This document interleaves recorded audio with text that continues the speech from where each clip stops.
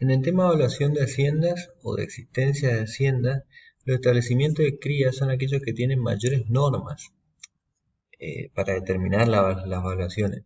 Esto por cuanto las diferentes categorías de animales y la actividad propia, cómo se desarrolla. Entonces, lo primero que uno tiene que distinguir en un establecimiento de cría es que va a tener al menos dos tipos de animales. Los reproductores, que van a ser de pedigrí o puro por cruza. De pedigrí significa que están asentados en los registros genealógicos de las asociaciones de criadores. Entonces, de ese animal se tiene la documentación que avala quiénes fueron los padres del mismo. Los puros por cruza, en realidad no se tiene esa documentación detallada del árbol genealógico, pero sí una registración. ¿Por qué? Porque son de cabañas conocidas de producción. Y vamos a tener el resto de la hacienda o hacienda general.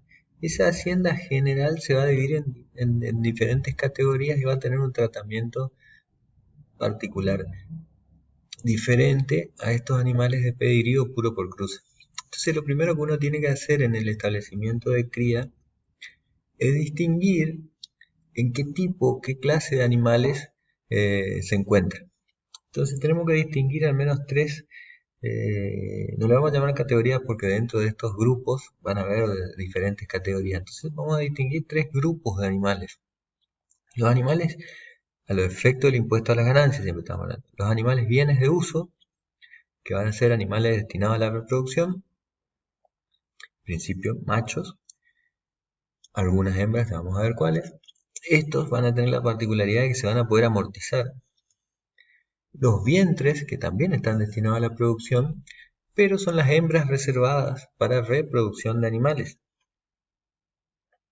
Y vamos a tener los bienes de cambio propiamente dicho, que son los, en principio, y digo en principio, machos que no se consideran bienes de uso, y además también las hembras que están destinadas a la venta. ¿Por qué? Porque el productor lo decidió así o porque ha terminado su ciclo como vientre y por lo tanto debe venderse. Entonces, metiéndonos en los bienes de uso, el decreto reglamentario establece la forma de evaluación y lo importante para estos casos, para los animales que son considerados bienes de uso, es que no se van a evaluar como los bienes de cambio ni como los vientres y se va a permitir su amortización. Pero de todos los bienes de uso, no, solamente de los bienes de uso o los bienes que son considerados bienes de uso adquiridos. Bien, y acá cuando vemos esto tenemos que distinguir primero si son machos. Esos machos pueden ser animales considerados de hacienda general, de pedigrí o puro por cruza. O hembras, pedigrí o puro por cruza. Entonces, vamos haciendo una clasificación. Los machos, pedigrí o puro por cruza, si son de propia producción, simplemente se activan al costo probable de producción. Si son hacienda general, van a ser considerados como un bien de cambio. Los machos adquiridos, si son pedigrí o puro por cruza, se consideran bienes de uso y por lo tanto amortizables. Como opción o como alternativa, el decreto reglamentario permite que se destine o se aplique el valor del costo probable, por más que sea un bien adquirido, el costo probable y la diferencia entre el costo probable de producción, si fuera de propia producción, y el valor de compra, se amortice. Y los machos, hacienda general, o sea, los que no son puro por cruza o de pedigrí, adquiridos, también se consideran bienes de uso y por lo tanto amortizables. En cambio, las hembras solamente van a ser consideradas bienes de uso amortizables las adquiridas de pedigrí o puras por cruce. Entonces tenemos como regla general, los machos adquiridos todos son amortizables. Las hembras adquiridas son amortizables solo las de pedigrí o puro por cruce. Estos son los que vamos a considerar bienes de uso. En general, todos los animales del establecimiento se clasifican en categorías. Y las categorías se determinan en función al grado de desarrollo que tiene el animal. Entonces, hasta 6 meses de vida del animal, hablamos de orejanos, de 1 a 6 meses terneros. Esos terneros pueden dividirse en machos o hembras.